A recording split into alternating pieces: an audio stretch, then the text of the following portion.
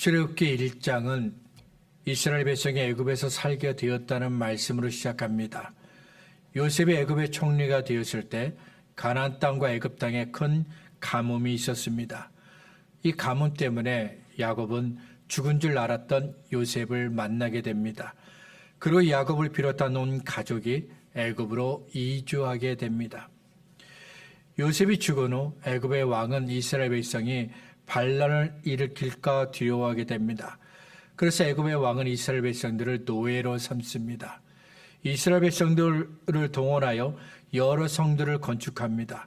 그리고 태어나는 남자 아기는 모두 죽이라고 명령합니다. 깊은 어둠이 이스라엘을 덮었습니다. 그때부터 이스라엘은 웃음을 잃어버리게 됩니다. 대신 원망과 통곡 소리가 났습니다. 이런 가운데 모세가 태어납니다. 아이가 태어난 것은 무척이나 기쁜 일입니다. 하지만 얼마 못 가서 기쁨은 안개처럼 사라지고 맙니다. 바로가 명하기를 태어나는 남자아기는 다 죽이라고 명령했기 때문입니다. 이것은 모세가 겪었던 첫 번째 어둠입니다. 모세가 태어난 지 3개월이 지났습니다. 부모는 더 이상 그 모세를 숨겨둘 수가 없습니다. 결국 모세의 부모는 갈대 상자를 만들어 모세를 담고 나일 강가에 있는 갈대 사이에 놓습니다. 이때 모세의 부모가 가졌던 바람은 누군가가 이 아기를 보고 불쌍히 여겨 구해주는 겁니다. 태어나는 이스라엘의 모든 남자 아기는 다 죽이라고 왕이 명령했지만 누군가가 이 모세를 보고 대신 키워주기를 원했습니다. 부모의 바람대로 애굽 왕의 딸이 모세를 건집니다. 애굽 왕의 딸의 아들이 됩니다. 이렇게 모세를 덮고 있던 첫 번째 어둠은 애굽 왕의 딸에 의해 거쳐지게 됩니다. 어느덧 모세가 성장하여 어른이 되었습니다. 출애굽기 21장은 어른이 된 모세가 본 두 가지를 우리에게 말씀합니다. 모세가 장성한 후에 한 번은 자기 형제들에게 나가서 그들이 고되게 노동하는 것을 보더니 어떤 애굽 사람이 한 히브리 사람 곧 자기 형제를 치는 것을 본지라. 모세는 이스라엘 백성이 고되게 노동하는 것을 보았습니다. 모세는 이스라엘 백성을 자기 형제라고 불렀습니다. 애굽 왕의 딸에 의해 자랐지만 모세의 마음속에 나는 이스라엘 사람이라는 그런 인식이 있었던 겁니다.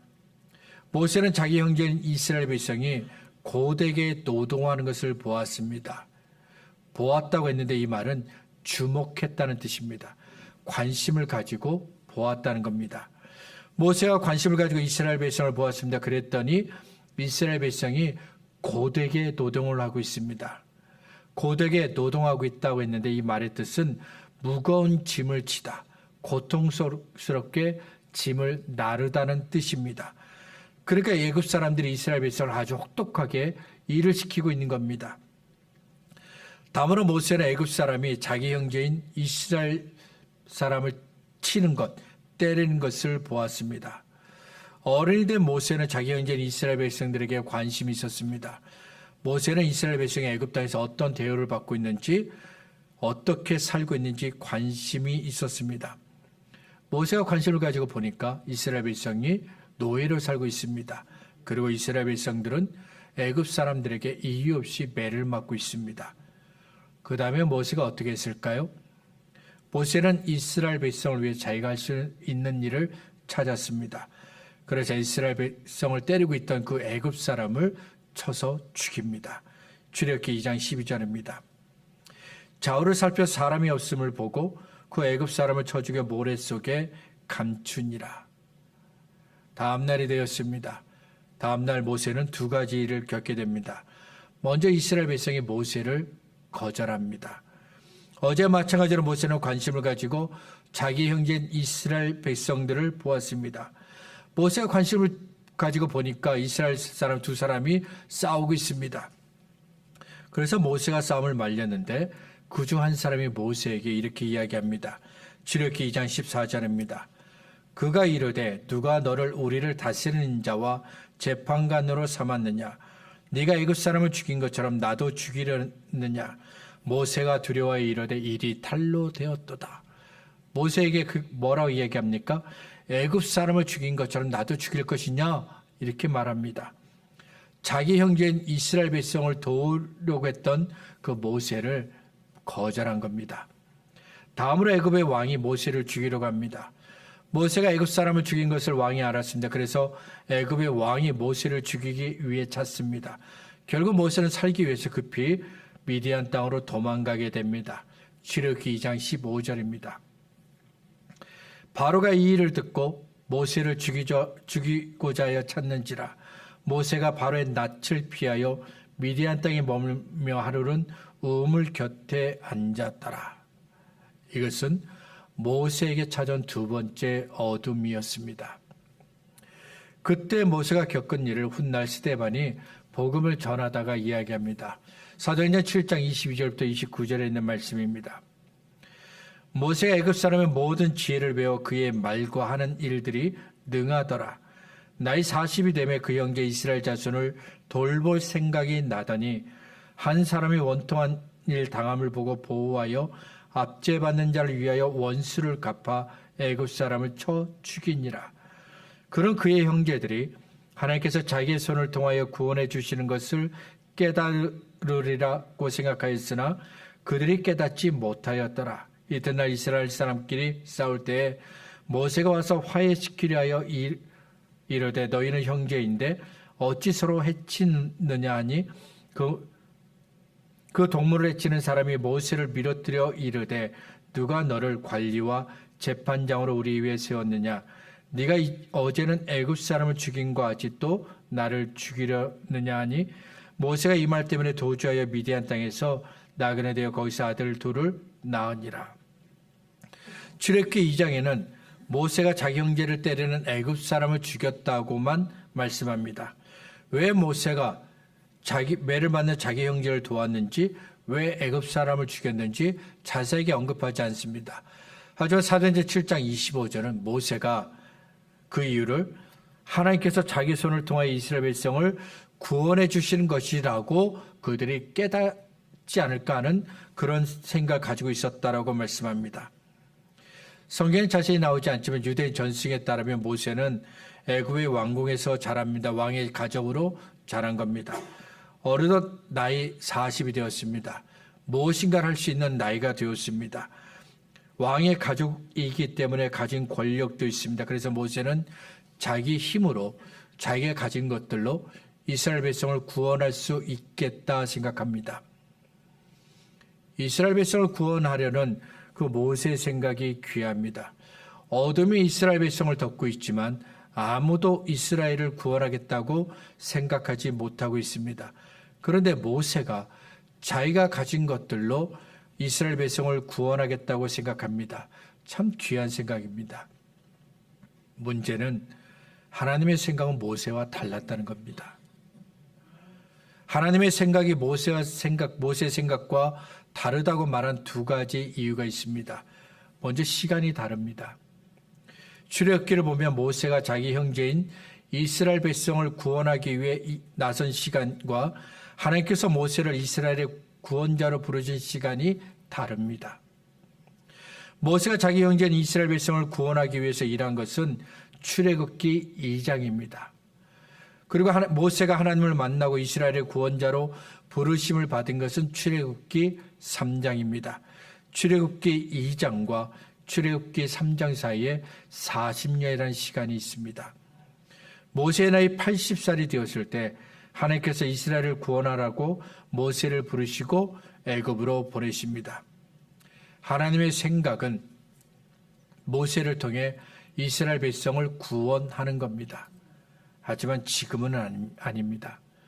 모세가 생각한 시간과 하나님께서 생각한 시간이 너무 달랐습니다. 다음으로 방법이 달랐습니다.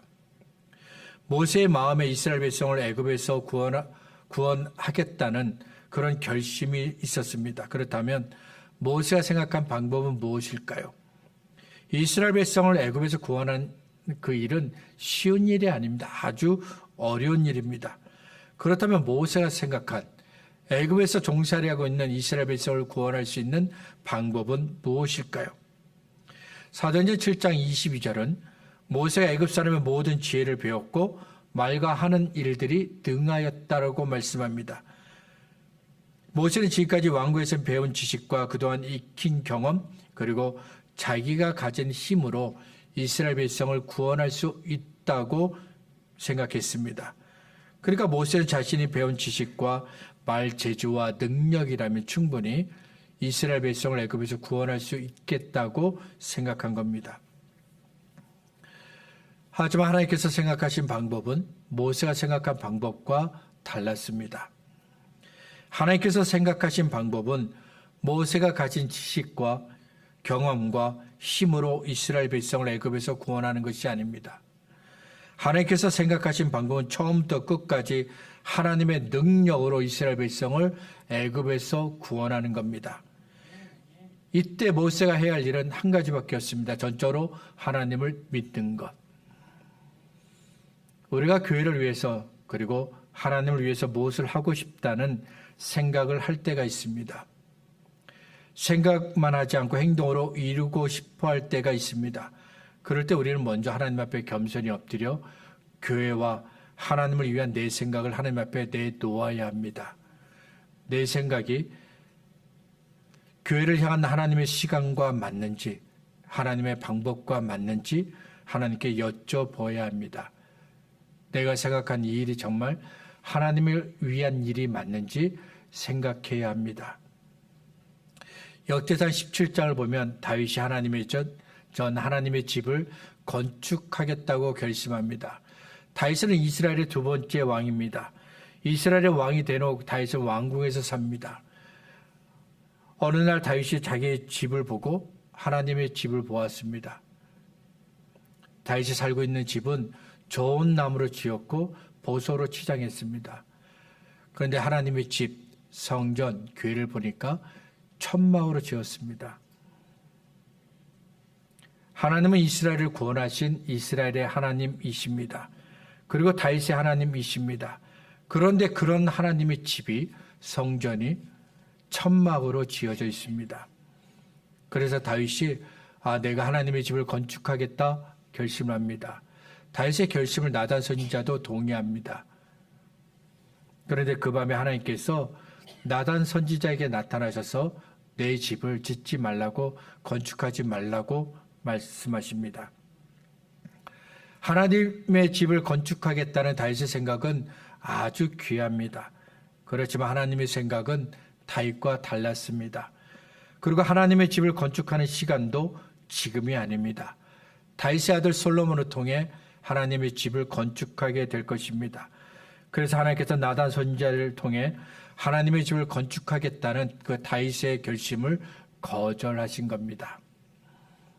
바울도 같은 경험을 합니다. 첫 번째 선교 여행이 끝난 후 두 번째 선교 여행을 준비합니다.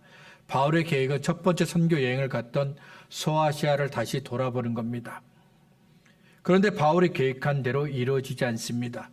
그 이유를 사도행전 16장 6절은 성령께서 바울의 발걸음을 막으셨다라고 말씀합니다. 바울은 그가 전한 복음을 들은 교회와 성도들을 만나고 하나님의 은혜를 나누어 주기를 원했습니다. 하지만 하나님의 생각은 바울의 계획과 달랐습니다. 하나님의 계획과 하나님의 생각은 바울이 유럽으로 가서 복음을 전하는 겁니다. 그래서 하나님께서 바울의 계획과 그 생각 모든 것들을 거절하셨던 겁니다. 거절당한 모세가 간 곳이 미디안 땅입니다. 미디안 땅은 모세가 갈 수 있는 가장 먼 곳입니다. 미디안 땅은 아무것도 없는 땅인데 이것은 모세의 마음을 보여줍니다. 지금 모세의 마음에는 아무것도 없습니다. 미디안 땅에서 모세는 나는 앞으로 어떻게 살아야 하지? 이런 고민하지 않습니다. 대신 내가 왜 살아야 하지? 이런 고민을 합니다. 모세의 마음속에서 살려는 의지가 사라진 겁니다. 전에는 바로의 공주 아들로 자라면서 고된 노역을 하는 내 형제를 구원하겠다는 결심이 있었습니다. 뚜렷한 목적이 있었습니다. 그래서 배우고 익히고 열심히 살았습니다. 그런데 지금은 그 결심들이 다 사라졌습니다. 살아야 할 이유가 없는 겁니다. 그래서 미디안 땅은 모세에게 깊은 어둠의 시간입니다. 내가 원하는 것은 이루어지지 않고 내가 원하지 않는 것들만 있는 시간입니다. 절망, 고통, 괴로움, 좌절, 낙심과 같은 온갖 부정적인 단어들이 모세에게 집중되어 있는 깊은 어둠의 시간입니다. 이런 모세의 마음이 아들의 이름으로 나타납니다. 22절입니다. 그가 아들을 낳으며 모세가 그의 이름을 게르솜이라 하여 이르되 내가 타국에서 나그네가 되었음이라 하였더라. 미디안 땅으로 도망간 모세가 우물 곁에 잠깐 머물렀는데 그곳에서 십보라를 만나고 십보라와 결혼을 합니다.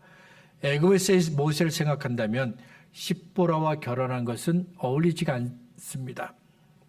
그런데도 모세가 십보라와 결혼을 합니다. 모세가 할 수 있고 선택할 수 있는 유일한 것이기 때문입니다.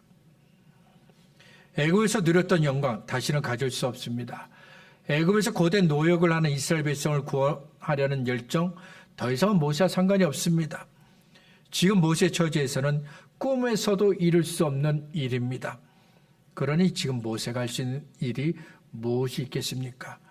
십보라와 결혼하고 미디안 땅에서 양을 치는 목자가 사는 것 밖에는 없습니다. 그래서 태어난 아들의 이름을 게르솜이라고 지었습니다. 모세가 태어난 아들의 이름을 게르솜이라고 지었는데 이 이름의 뜻이 나옵니다. 내가 타국에서 외국에서 나그네가 되었다. 지금 모세의 마음속에서는 내 아들이 태어났다는 기쁨이 없습니다. 아들이 태어났지만 여전히 모세는 그가 거절을 당한 과거에서 벗어나지 못하고 있습니다. 그래서 아들의 이름으로는 전혀 어울리지 않는 게르솜이라고 이름을 지은 겁니다. 시편 105편 17절부터 19절에 이런 말씀이 있습니다. 그가 한 사람을 앞서 보내셨으며 요셉이 종으로 팔렸도다. 그의 발은 착고를 차고 그의 몸은 쇠사슬에 매였으니 곧 여호와의 말씀이 응할 때까지라. 그의 말씀이 그를 단련하였도다. 요셉의 몸을 쇠사슬로 묶었다고 했습니다. 여기서 몸은 그냥 몸만 이야기하는 것이 아니라 그의 영혼, 정신, 모든 것들을 의미합니다. 그러니까 고통이 요셉의 혼, 요셉의 영혼까지도 묶어버렸다는 겁니다.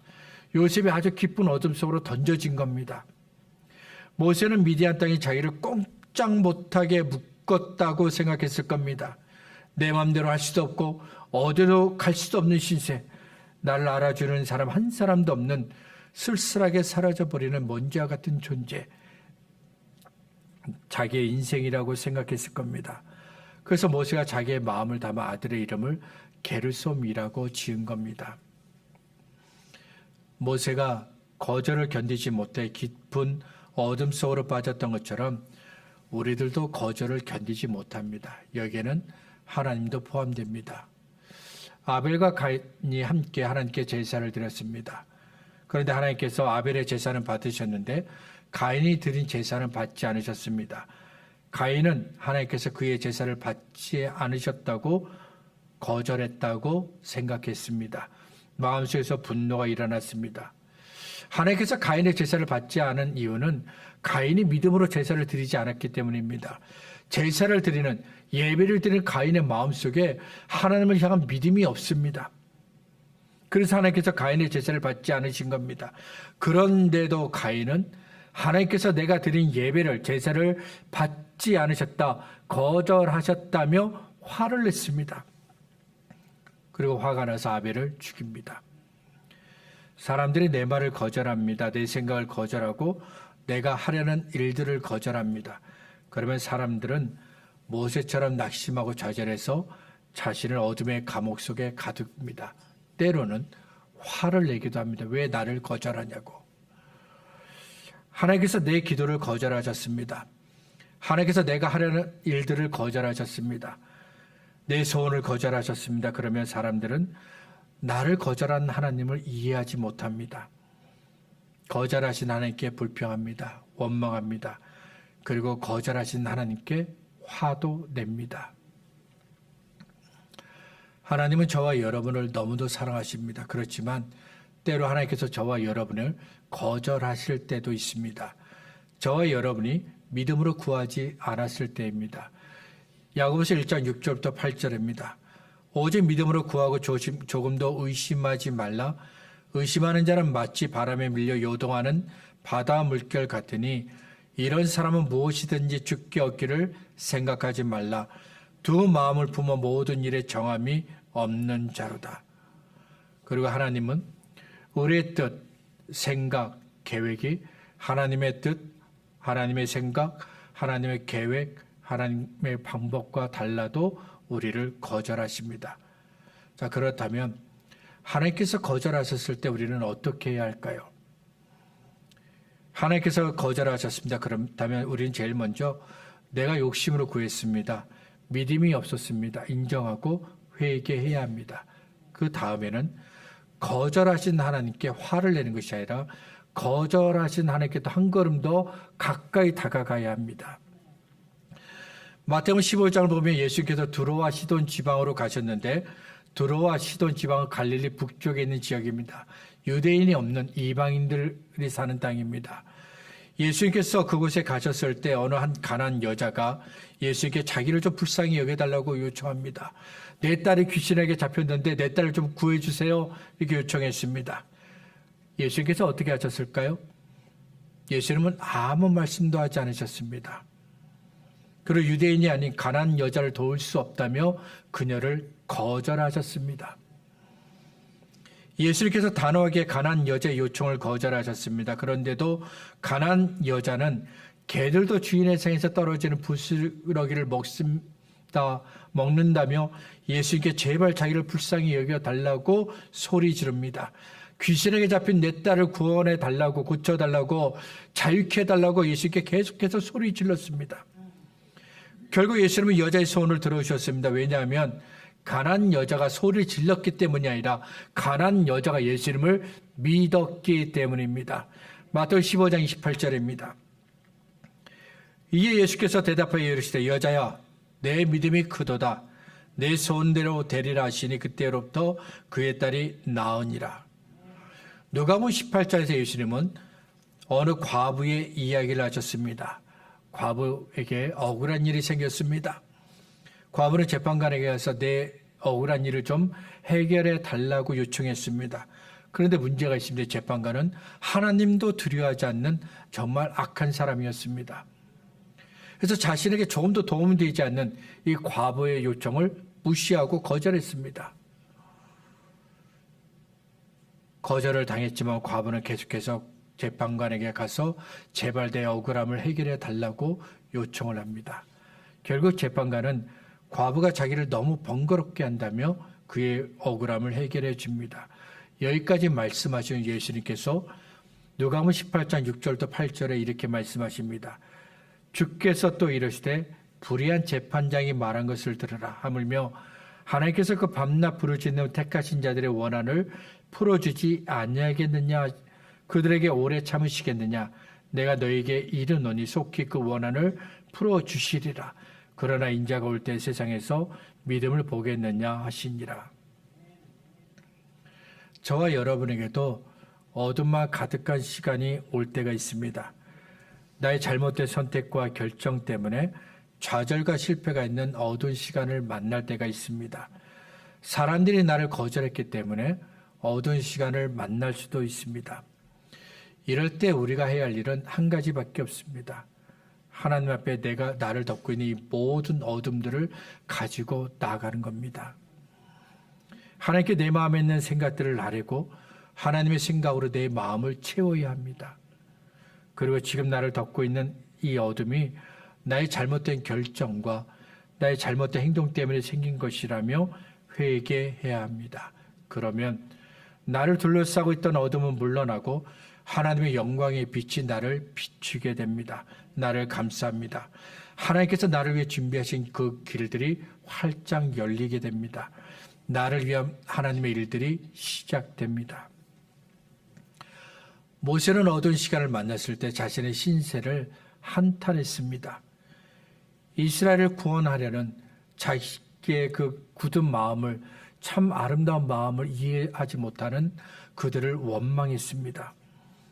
애굽의 왕을 이길 수 없는 자신의 약함과 무능력을 한탄했습니다. 이런 모세를 하나님은 가만히 내버려 두지 않았습니다. 하나님은 모세가 만난 깊은 어둠의 시간을 연단의 시간으로 바꾸셨습니다.